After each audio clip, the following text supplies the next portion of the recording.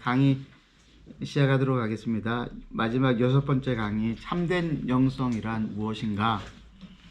잘 들리시죠? 오늘 강의는 이제 전체 종합적으로 우리가 이제 기독교 세계관을 배우는 가장 중요한 목적이 저는 두 가지로 잡았는데, 하나는 이원론의 폐해가 무엇인지를 잘 알고 이원론으로부터 벗어나는 것이고, 이제 이게 부정적인 목적이었다면은 긍정적인 목적은 참된 영성이 무엇인지를 알고, 그러면 정말 참된 영성, 참된 신앙생활이란 무엇인가를 우리가 잘 배워서 그 방향으로 나아가도록 하는 것. 그래서 마지막 강의가 참된 영성에 대한 부분들입니다. 여러분, 영성 그러면은 어떤 생각 드세요? 영성. 영성 좋다 그러면 보통 어떤 사람 떠올리세요? 저 사람 참 영성 좋아. 40일 금식 기도하고 오신 분, 후광이 빛나고 가끔 예언적인 말씀도 해주시고, 내가 네 마음을 다 알아, 혹은 뭐 네가 어제 무슨 일을 했는지 내가 다 안다, 이러면 얼마나 무서워요, 그렇죠? 근데 그런 법은 없습니다. 그런 법은 없고, 하나님 인격적인 분이시기 때문에 우리의 치부를 다른 사람에게 알리지 않으세요. 영성 그러면 우리는 뭐 신령하고 홀리하고 뭔가 이렇게 구별되어져 보이고 세 보이는, 저희 가르치셨던 합신의 박영선 목사님은 세 보이려고 하지 마라, 이 말씀 자주 하셨어요. 세 보이려고 하지 마라. 그래서 대표기도 할 때도 영화로우시고 자비로우시고 막 이렇게 곧자 계속 붙여가면서 기도하면은 세 보이는 줄로 알지만은 아는 사람은 다 압니다. 그렇게 하지 마십시오. 그런 외면적인 것들이 영성의 기준이 될 수가 없다라고 하는 것을 우리가 알 수 있습니다. 그러면은 영성이라고 하는 게 뭔가 한번 보도록 하겠습니다. 첫째, 영성은 영을 가진 인간과 관련해서만 언급할 수가 있습니다. 고린도전서 2장 11절에 보면은 사람의 일을 사람의 속에 있는 영 외에 누가 알리요? 사람의 속에 있는 영, 이제 사람이 영적인 존재이기 때문에 이 사람 안에 있는 영과 관련되어진 실체를 말하는 것입니다. 둘째로 한번 볼까요? 둘째, 영성은 영적 실체를 만드시고 붙드시는 하나님을 전제로 이야기할 수 있습니다. 우리가 하나님을 닮도록 창조가 되어졌다고 했잖아요. 근데 하나님은 영이시잖아요. 하나님은 영이시니 신령과 진정으로 예배할지니라. 하나님은 영이시기 때문에 우리도 영으로 창조가 되어진 것입니다. 세 번째로는 영성은 영이신 하나님과 영적인 존재인 인간 사이에 이루어지는 활동 및 상호작용을 통해서 형성됩니다. 많은 경우에 오해가 있는 게 열심히 기도를 하고 금식을 하고 선행을 하고 봉사를 하면은 영성이 만들어질 것이라고 생각을 합니다만은 이게 아니고 뭐라고요? 영이신 하나님과 영적인 존재로 창조되어진 인간 사이에 활발한 교류와 인격적인 관계를 통해서 영성이라고 하는 실체가 만들어지는 것입니다. 자, 그러면 정리를 해보면은 굉장히 중요하기 때문에 제가 강의 안에 있는 그대로 한번 읽어드릴게요. 이러한 내용을 바탕으로 영성을 정의한다면, 영성이란 영적 존재인 인간이 영이신 하나님과의 상호작용을 통하여 자기 안에 형성하는 영적 실체라고 말을 할 수 있습니다. 영성을 이렇게 이해할 경우 우리는 참된 영성과 관련해서 다음과 같은 아래의 주장들을 할 수 있습니다. 그래서 영성이라고 하는 것들은 하나님과 인간 사이의 상호작용을 통해서 만들어지는 것들인데, 어떤 실체들이 있을까요? 인격이라고 하는 실체가 있고요. 성령의 열매라고 하는 실체가 있습니다. 그리고 하나님과 우리 사이에 만들어진 그 원활한 관계를 통해서 회복이 일어나고 창조의 능력들이 일어나서 우리가 살아가는 삶의 현장이 바뀌어지는 것들을 볼 수가 있습니다. 그것 역시도 영적인 실체라고도 할 수 있을 것입니다. 그러면은 여러분, 이 출발점은 어디로부터 시작이 되어지는 것일까요? 40일 새벽 기도하기 위해서 기도원을 가야 되는 것이 아니고, 출발점은 중생, 거듭남, 예수를 믿는 이 믿음으로부터 영성이 시작이 되어지는 것입니다. 여기서 이미 게임이 끝이 나야 돼요. 이게 근데 불확실하면은 사람들이 하나님도 오해하고 예수님도 오해하고 신앙생활도 오해합니다. 저는 그런 분들 굉장히 많이 봤어요. 여러분, 교회 사기꾼도 많이 온다는 거 아시죠? 그 홍콩에서 굉장히 그 큰 펀드를 움직이다가 지금 갑자기 어려워져 가지고 오신 분이 한 분 계셨어요. 소위 본인이 그렇게 말씀을 하셔가지고, 그 옷도 보면은 다 명품 옷을 입고 신발도 명품이었고, 정말 귀티나 보이는 그런 분이었습니다. 근데 아무래도 조금 이상하고, 그러고 신앙생활도 열심히 하셨다 그러는데, 저하고 이제 성경 공부를 같이 하는데 좀 이상한 거예요. 그래서 질문들을 하는데 어떤 질문을 했냐면은, 예수님은 어떤 분이십니까? 예수님은 형제님에게 어떤 분이십니까? 이랬더니 이분이 잠시 눈을 감더니 예수님은 저에게 빛이십니다. 이러는 거예요. 예수님이 형제님에게 빛이시라고 하는 의미는 무슨 말일까요? 무슨 의미일까요? 그랬더니 얼버무리고 그 다음 진도를 못 나가요. 예수님은 빛이십니다라고 하는 이 말은 얼마나 멋있는 말이에요. 그렇죠? 근데 예수님이 자기에게 누구신가에 대해서 정확하게 모르는 거예요. 어떤 한 안수 집사님, 저하고 같이 성경 공부를 하는데, 세가족으로 이게 새로 오셨으니까 세가족반 공부를 하는데, 공부가 다 끝나고 난 다음에 이제 복음에 대한 공부를 했는데, 복음을 다 듣고 난 다음에, 목사님, 제가 신앙생활 수십 년 했는데 처음 들었습니다. 아니 근데 어떻게 안수 집사님이 되셨어요? 그랬더니 그냥 저기 아내 따라와서 교회 열심히 주일 예배 안 빠지고 나오고 헌금 열심히 하니까 서리집사 하라고 하셔가지고 서리집사 받았습니다.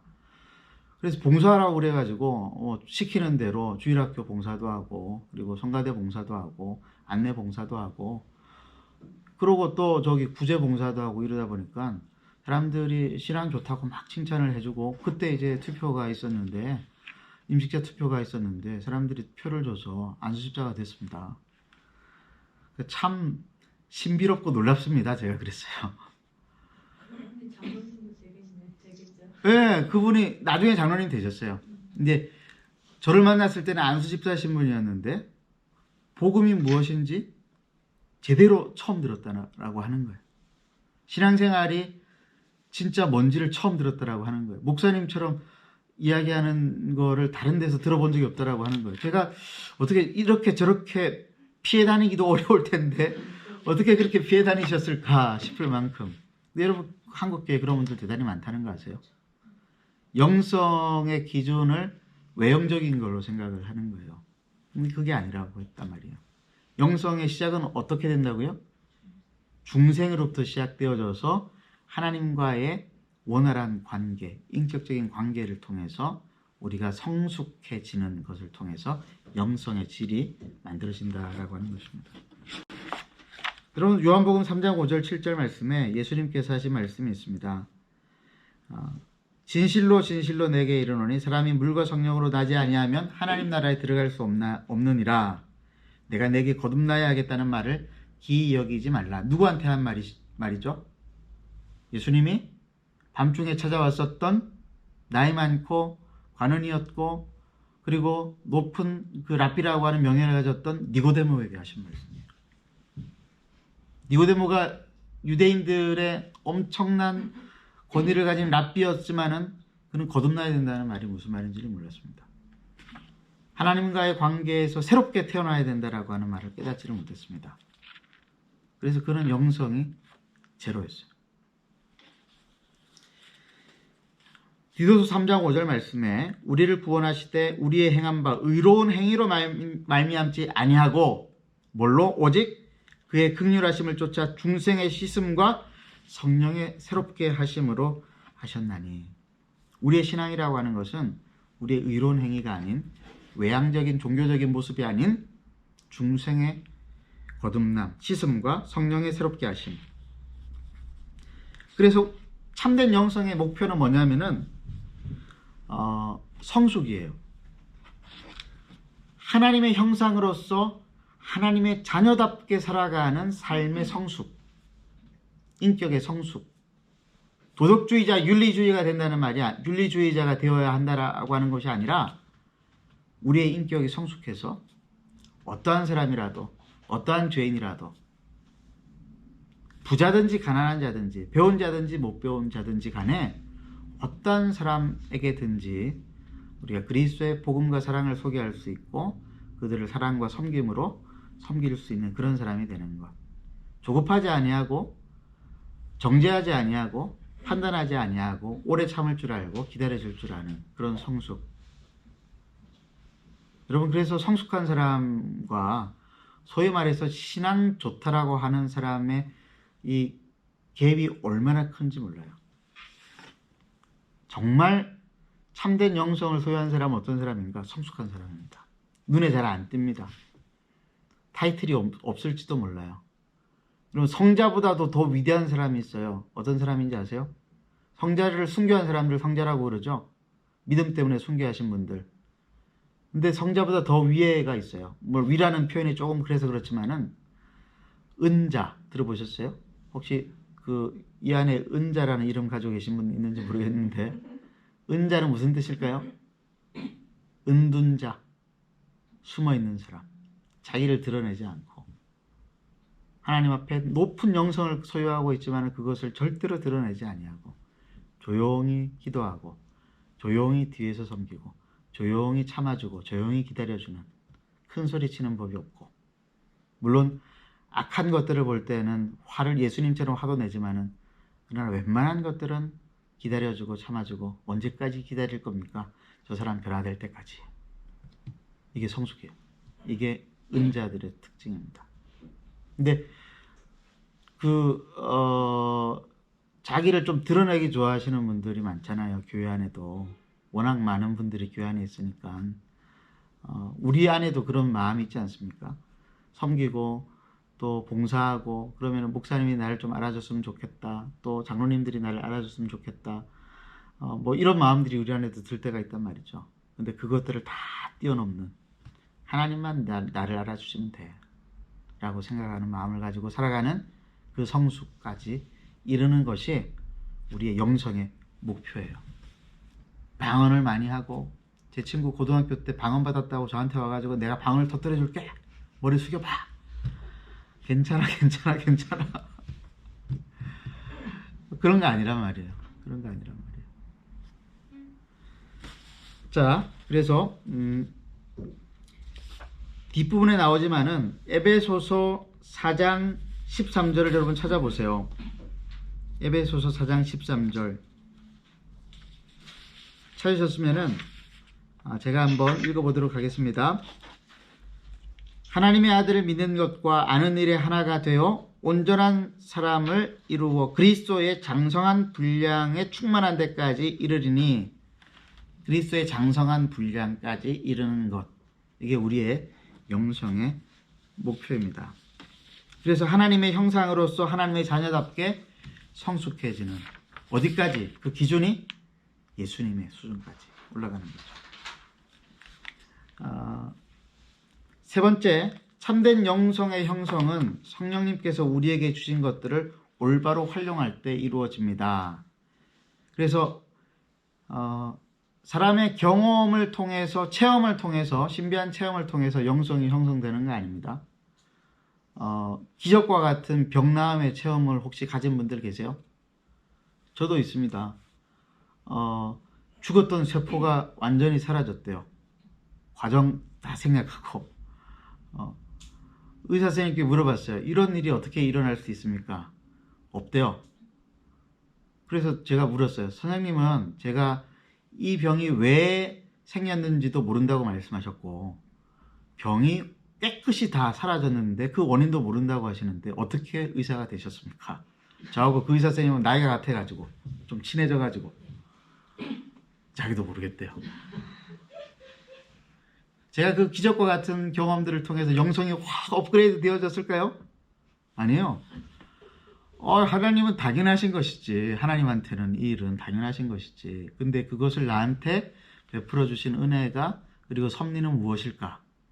고민이 되기 시작. 하나님한테는 절대로 공짜가 없거든요. 하나님 우리에게 뭔가 주실 때는 우리에게 뜻이 있으시거든요. 물론 은혜로 베푸시지만은 은혜를 받은 사람이 하나님 나라를 위해서 또 하나님의 영광을 위해서 어떤 일을 할까를 하나님 늘 기대하고 계시는 것들이 있죠.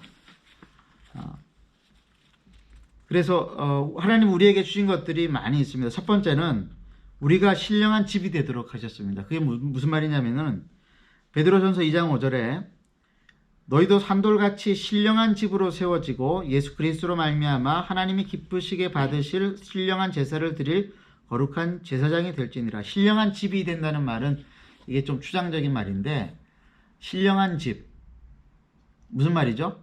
성령이 거하는 집이 된다는 말이에요. 우리는 어떻게 우리 안에 성령이 거하시게 되어졌을까요? 예수를 믿을 때 성령이 우리 안에 들어오시게 되어진 것입니다. 요한복음 15장 4절에 주님이 그러시잖아요. 내 안에 거하라 나도 너희 안에 거하리라. 내 안에 주님이, 주님 안에 내가. 그 이동건이 했다는, 김정은 씨한테 했다는 내 안에, 이 안에 너 있다. 주님 우리한테 말씀하시잖아요. 이 안에 너 있다. 우리도 주님께 말씀드릴 수 있잖아요. 제 안에 주님이 있습니다.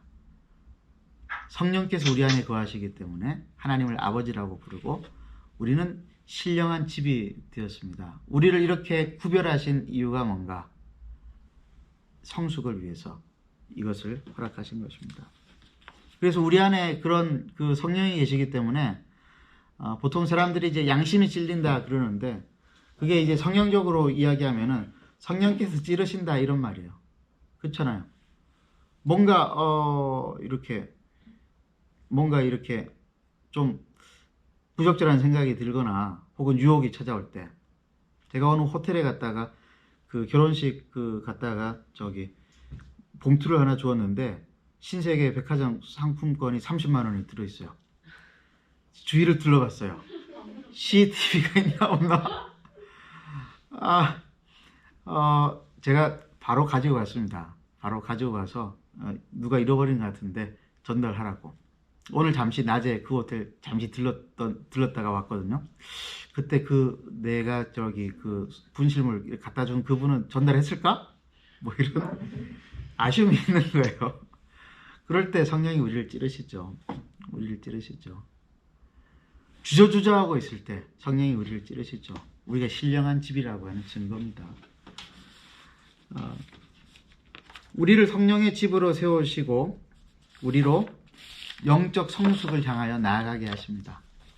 두 번째, 우리에게 영적 분별력과 신령한 지혜와 총명을 허락하셨습니다. 고린도전서 2장 13절 14절 말씀을 한번 읽어보겠습니다. 우리가 이것을 말하거니와 사람의 지혜가 가르친 말로 아니하고 오직 성령께서 가르치신 것으로 하니 영적인 일은 영적인 것으로 분별하느니라. 육에 속한 사람은 하나님의 성령의 일들을 받지 아니하나니 이는 그것들이 그에게는 어리석게 보임이요 또 그는 그것들을 알 수도 없나니 그러한 일은 영적으로 분별되기 때문이라. 골로새서 1장 9절 이로써 우리도 듣는 날부터 너희를 위하여 기도하기를 그치지 아니하고 구하노니 너희로 하여금 모든 신령한 지혜와 총명에 하나님의 뜻을 아는 것으로 채우게 하시고. 이 영적 분별력 그리고 신령한 지혜와 총명, 신령이라고 하는 말이 딱 나오면요, 많은 사람들이 이렇게 홀리하신 뭐 이렇게 신령으로 생각을 하는데 절대로 그렇게 생각하면 안 되고, 신령으로 영으로라고 하는 말이 나오면은 뭘로 연결을 해야 되냐면은 성령님으로 연결을 해야 돼요. 근데 성령님으로 연결할 때도 성령님은 우리를 체험시켜 주시는 분으로 생각을 하면 안 되고, 성령은 진리의 영이라고 하셨잖아요. 진리의 영. 그 진리는 뭘 말하는 겁니까? 복음의 진리를 말하는 거고요. 성령 말씀의 진리를 말하는 거예요. 신령한 이러면은 뭐로 바로 연결시켜야 되냐면은 진리의 성경으로 바로 연결을 시켜야 되는 거예요. 그러니까 영적 분별력, 신령한 지혜와 총명은 무슨 말이에요? 하나님의 말씀과 뜻을 잘 깨달아 아는 분별력을 말하는 것입니다. 이것은 누구든지 연습하면 되는 거예요. 성경을 많이 읽다 보면은, 여러분 성경을 10번 읽으면은 한 번 읽은 것보다 훨씬 하나님의 뜻을 더 잘 이해할 수 있겠죠. 그렇지 않겠습니까? 국어를 제대로 배운 사람이라고 한다면은 주제를 파악해내잖아요. 성경을 이렇게 잘 알기 위해서 국어를 여러분 열심히 공부하셨어야 되는데 학창시절에 국어를 열심히 공부하지 못하신 분들은 지금이라도 성경을 쓰거나 읽거나 하실 때 주의를 기울여서 읽고 쓰다 보면은 하나님의 뜻이 무엇인지가 이렇게 들어와요. 하나님 우리에게 지각을 주셨기 때문에 그 영적 분별력을 말하는 것입니다. 세 번째로는 하나님이 우리에게 신령한 복을 주셨대요. 에베소서 1장 3절에서 6절 말씀에 찬송하리로다 하나님 곧 우리 주 예수 그리스도의 아버지께서 그리스도 안에서 하늘에 속한 모든 신령한 복을 우리에게 주시되. 여기서 말하는 신령한 복이란 무엇을 말하는 것일까요? 여기도 신령이라고 하는 말이 들어갔죠. 신령 나오면 뭐랑 연결시켜야 된다고요? 성령으로 연결시키고, 성령을 이야기할 때는 진리 대신 하나님의 말씀을 연결시켜야 된다고 했습니다.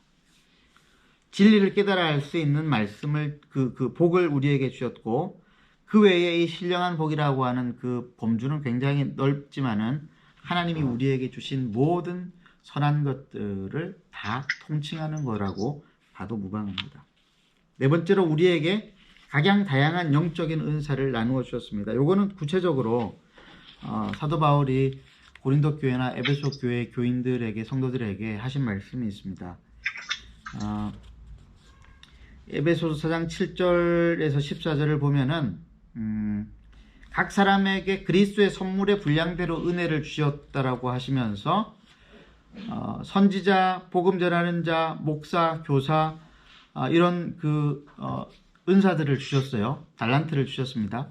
기프트를 주셨습니다. 근데 뭘 하기 위해서? 이는 성도를 온전하게 하여 봉사의 일을 하게 하며 그리스도의 몸을 세우게 하려 하심이라. 성령의 은사의 특징이 있습니다.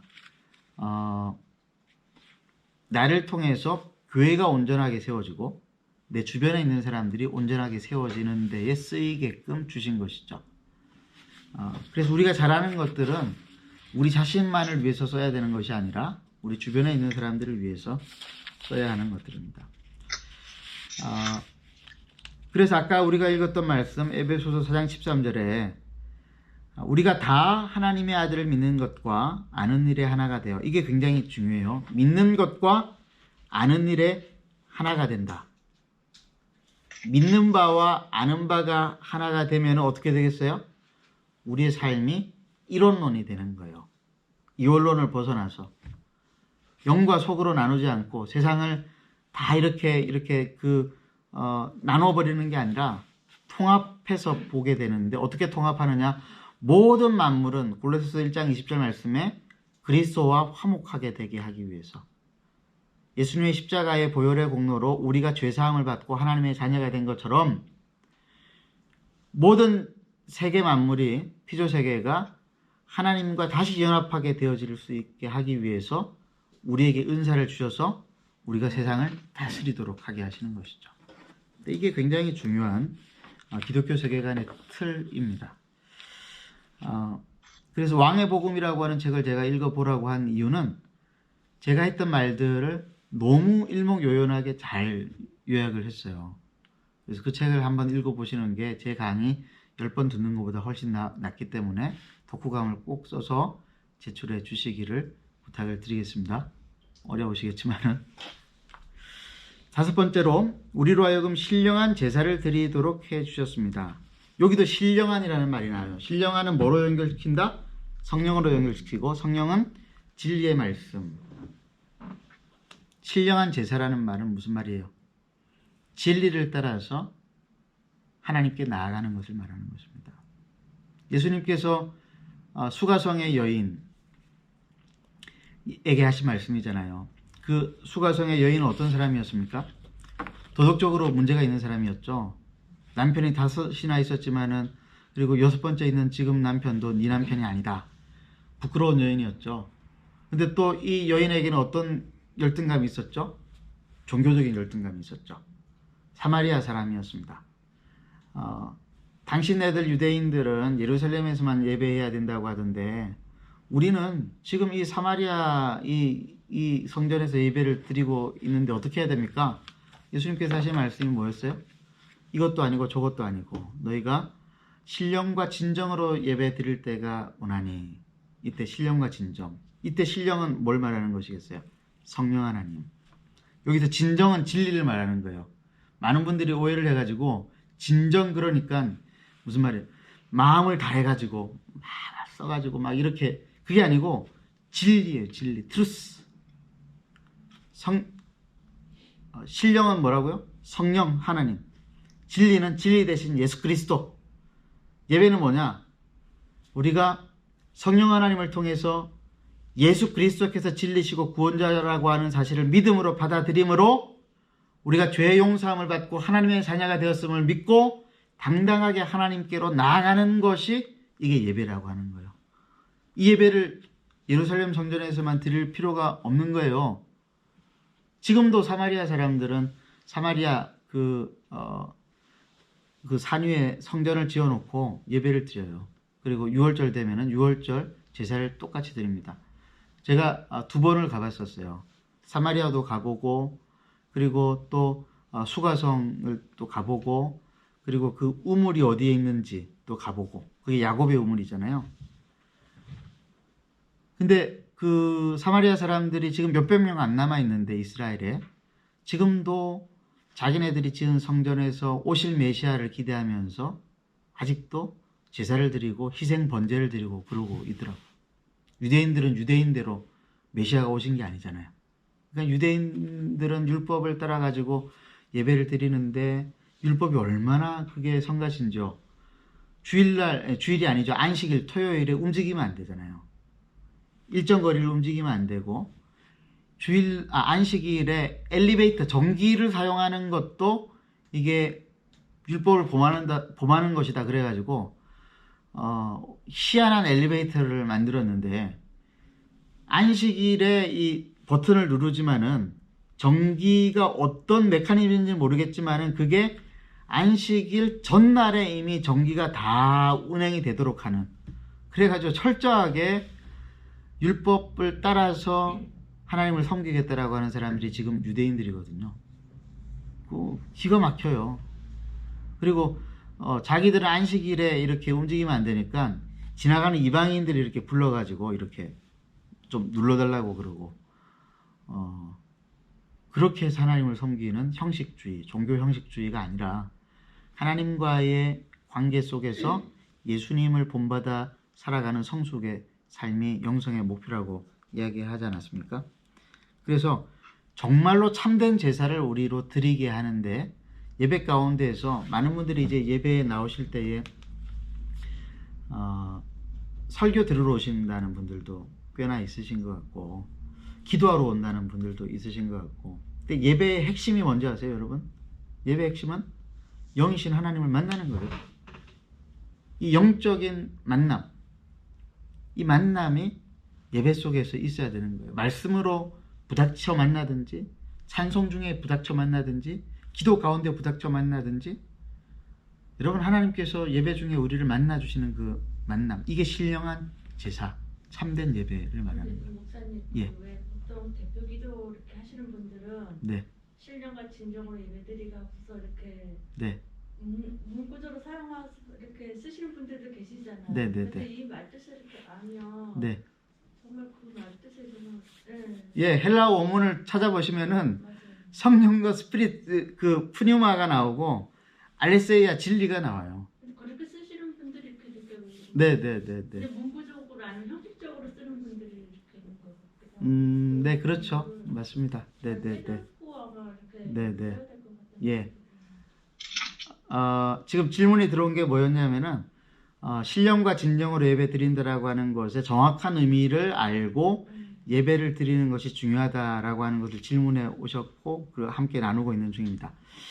그래서 예배라고 하는 것이 우리 하나님을 만나는 것. 그래서 애를 써서 하나님을 만나는 것보다도 그러니까 많은 것들을 준비해서 하나님을 만나는 것보다 훨씬 더 중요한 게 뭐였습니까? 하나님이 다윗에게 하신 말씀이 있잖아요. 하나님 원하시는 것은 상한 심령이다.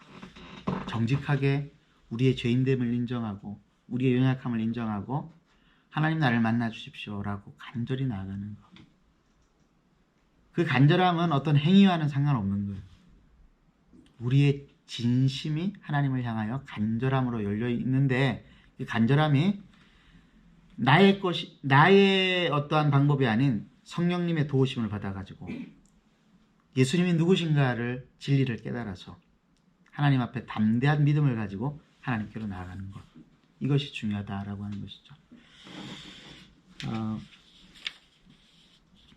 그래서 사도 바울이 로마서 12장 1절 2절에 그러므로 형제들아 내가 하나님의 모든 자비하심으로 너희를 권하노니 너희 몸을 하나님이 기뻐하시는 거룩한 산 제물로 드리라. 이는 너희가 드릴 영적 예배니라. 여기서도 영적이라고 할 때 영적 예배, 성령께서 원하시는 예배, 그리고 영이신 하나님 앞으로 나아가는 예배, 영인 우리가 성령의 도우심을 받아서 영이신 하나님께로 나아가 예수님께서 이 세상을 구원할 구원자시고 죄를 용서하실 유일하신 분이시며 모든 만물을 하나님 앞으로 돌이키게 하시는 참된 메시아라고 하는 사실을 깨닫게 하시는 그 진리를 깨달아 알므로 우리가 하나님께로 나아가는.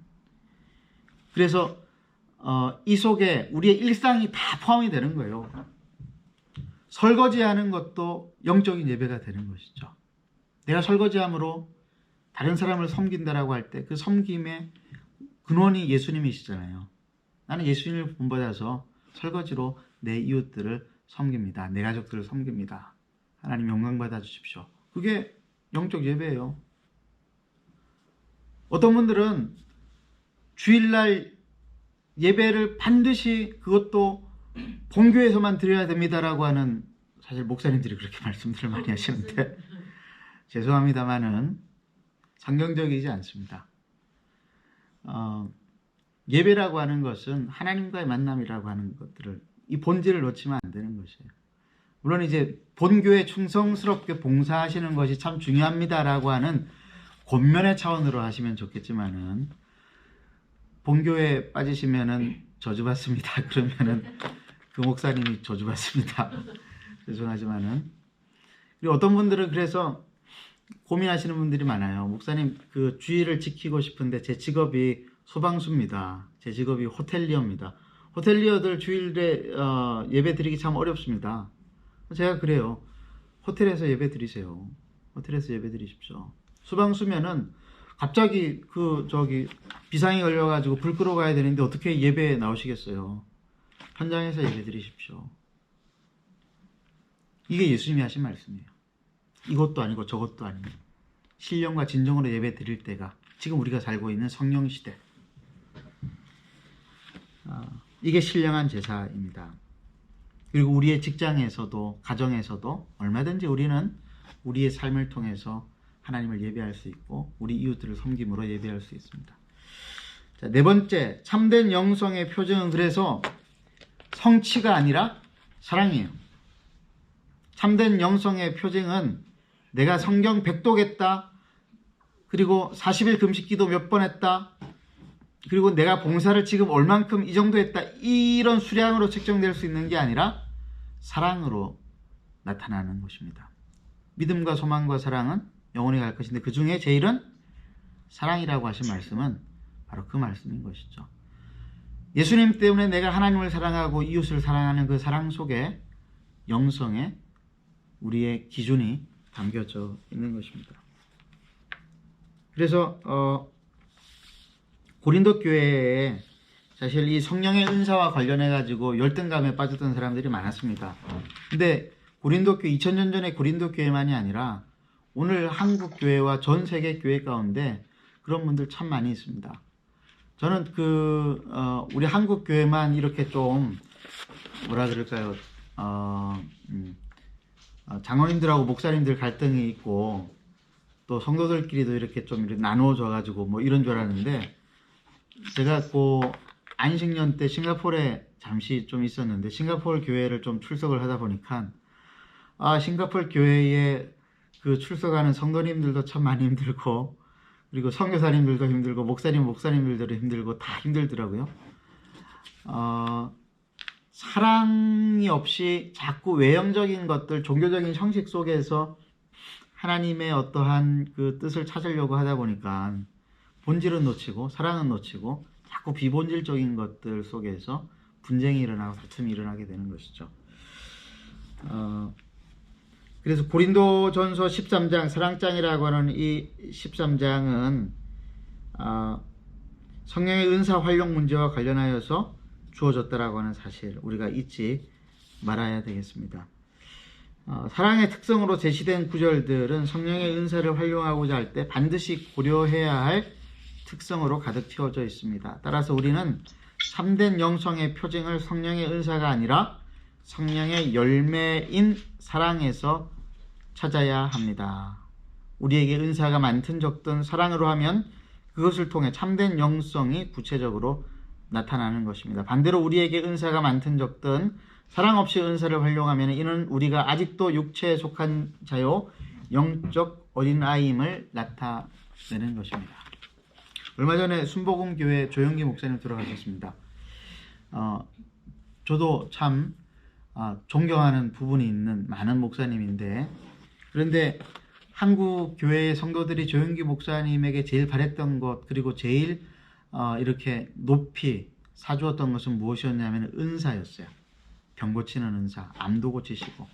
저도 포천에 있는 할렐루야 기도원 고3 때 그 학력고사 치고 난 다음에 올라가 본 적이 있었어요. 제가 고등학교 때 기도원을 참 많이 다녔었거든요.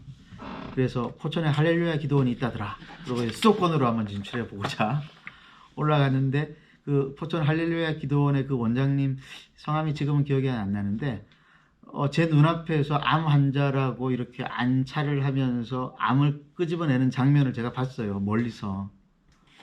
놀라운 기적이죠. 여러분, 근데 그게 위대한 일인 것처럼 보이지만은 사도 바울은 하나도 그런 게 위대한 게 아니래요. 사랑이 없으면 아무것도 아니래요. 조영기 목사님 참 훌륭한 일들을 많이 하셨지만은 만약에 조영기 목사님의 마음 가운데 사랑이 없었다라고 한다면은 그거 아무것도 아닌 거예요. 그렇죠? 교회가 아무리 크고 놀라운 일들을 많이 행했다 할지라도 사랑이 없으면 그거 아무것도 아닌 거예요. 그래서 사랑으로 나타나야 된다. 그래서 여러분, 사랑을 어디서 배워야 되냐면 첫 번째는 가정에서 배워야 되는데, 제가 말씀드렸잖아요. 학교에서 학생들이 선생님한테 사랑 못 받는 학생들 많은 것처럼 요즘은 가정 안에서도 부모의 사랑을 못 받고 자라는 아이들이 얼마나 많습니까? 그렇죠? 엊그저께 뉴스 보니까 저기 비산동, 대구 비산동 어디에 부모가 이제 이혼하고 난 다음에 9년 동안 할아버지 할머니 밑에서 자랐던 손자들인데 17살, 16살 이렇게 되더라고요. 근데 할머니가 잔소리한다고 죽여버리자 둘이 작당을 해가지고 할머니 죽여버렸대요. 저는 부모의 사랑을 못 받아서 그랬다라고 생각을 합니다. 안타까운 참 일인데, 그래서 사랑을 우리가 가정에서 잘 배워야 됩니다. 부모들이 자녀들을 조건부로 사랑하면 절대로 안 돼요. 근데 은근히 우리가 다 조건을 걸잖아요. 뭐 해주면, 뭐 하면은, 뭐 이렇게. 비성경적인. 목사님 할 수 없어요. 할 수 없는 게 어디 있어요. 하나님 그렇게 하라고 하셨는데. 가정에서 사랑을 못 받은 사람은요, 다른 사람을 통해 사랑받을 수 있어요. 그래서 우리 젊은 분들, 우리 결혼 안 하신 자매님들이나 형제님들한테 부탁합니다. 연애를 제대로 하셔야 돼요. 받는 사랑하지 말고 주는 사랑을 많이 하시면은 사랑을 배웁니다. 물론 이제 받지도 않는데 혼자만 사랑하겠다라고 하면 그 스토킹 하는 거니까 그런 거 하면 안 되고요. 받는 사랑을 많이 하다 보면은 상대방이 나중에는 결국은 변합니다. 왜 나 저렇게 사랑해주지? 왜 나 이렇게 사랑해주지? 사랑이 뭔가? 예수 믿어서 저러나? 그래서 두 분 아직 결혼 안 하셨죠? 연애 제대로 하세요. 따로 찾아오면 노하우를 알려드리겠습니다. 자, 정리하겠습니다. 다섯 번째, 참된 영성의 원동력은 성령 충만으로부터 생겨납니다. 근데 성령 충만할 때 제가 말씀드립니다. 계속 말씀드려요. 성령 나오면 뭐로 연결시켜야 된다고요? 진리로 연결시켜야 된다고요. 진리의 말씀. 성령 충만은 어떤 충만이냐? 말씀으로 충만한 상태를 말하는 것입니다. 말씀으로 충만하면 영적인 분별력이 반드시 생깁니다. 안 생길 수가 없어요. 그리고 6번 참된 영성은 이론으로 나타나지 않고 삶의 현장에서 나타납니다. 말로 되어지지 않습니다. 하나님 나라는 말이 아니라 능력에 있다라고 했습니다. 우리의 성령의 충만, 사랑으로 나타나는 성령의 충만은 우리의 삶의 현장에서 능력으로 나타납니다. 그래서 종교적인 영역과 일상생활이 분리가 되면 안 돼요. 통합이 되어져야 합니다. 우리가 경험하는 삶의 과정 전체가 영성과 관련이 되어 있다라고 하는 것을 알 필요가 있습니다. 왜냐? 우리가 영적인 존재고 우리의 삶의 모든 것들이 다 죄 짓는 것 빼고 다 영적인 거예요. 죄 짓는 것 빼고 다 하라고 했죠. 죄 짓는 것 빼고 다 영적인 것입니다. 설거지하는 것도 영적인 것이고 학교에서 공부하는 것도 영적인 것이고 왜 영적인 거예요? 하나님이 우리에게 공부하라고 하시는 이유가 뭐예요? 다스리고 정복하고 섬기기 위해서 하나님이 주신 것들을 잘 관리하기 위해서 공부하는 거 아닙니까? 하나님이 영적인 하나님이시고 영이신 하나님이신 하나님이 우리 영적인 존재인 우리에게 말씀을 주셨으니까 그것은 영적인 것이죠. 근데 세속 종교에서는 영적인 것을 차원 높은 어떤 종교적인 체험을 이야기해요. 그거 아닙니다.